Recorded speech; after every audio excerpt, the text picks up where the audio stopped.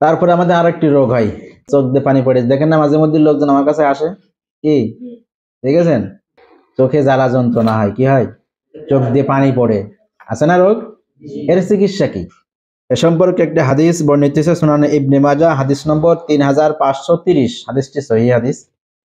এই হাদিসে বর্ণিত হয়েছে আব্দুল্লাহ বিন মাসউদ রাদিয়াল্লাহু তাআলা আনহু, তিনার স্ত্রীর নাম যায়নাব রাদিয়াল্লাহু তাআলা আনহু। তিনি বলেন, আমি এক সময় বাইরে গিয়েছিলাম, একজন ব্যক্তির দিকে তাকাইছি, আমার যে চোখ তার দিকে পড়ছে, এই পড়ার সঙ্গে সঙ্গে আমার চোখ দিয়ে পানি পড়া শুরু হয়েছে, আর চোখ যন্ত্রণা শুরু হয়েছে।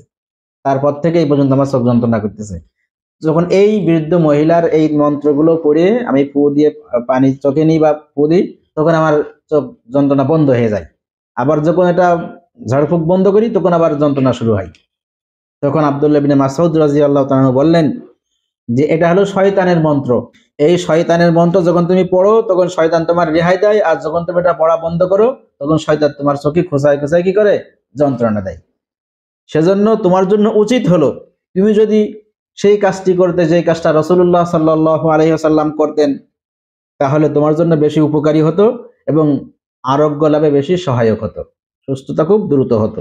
সেটা কি? তিনি বললেন, তুমি এই দোয়াটি পড়ে পানিতে ফু দিয়ে সেই পানি তুমি চোখে দাও, তোমার সুস্থতা হয়ে যাবে। সেটা কি? দোয়াটি হলো, আযহিবিল বাসা রাব্বান নাসি ওয়াশফি আনতা শাফি লা শিফাআ ইল্লা শিফাউকা শিফাআন লা ইউগাদিরু সাকমা। এই দোয়াটি পড়ে পানিতে ফু দিয়ে চোখের যন্ত্রণা রোগীর পানিতে দিলে কি যাবে বলেন? চোখ ভালো হয়ে যাবে। কি এই যে রোগটা হয়েছিল কোন কারণে? একজন ব্যক্তি দিকে তাকাইছে, তাকানোর কারণে তার চোখে শুরু হয়ে গেছে। এটা হলো বদনজর এবং কুপ্রভাবের, কুদৃষ্টির। এছাড়া যদি চোখে কোনো অ্যালার্জি হবে, জাতীয় কোনো রোগ হয়, তখন চিকিৎসা করতে হবে। সাথে এই দোয়াটাও খুব কাজে আসবে।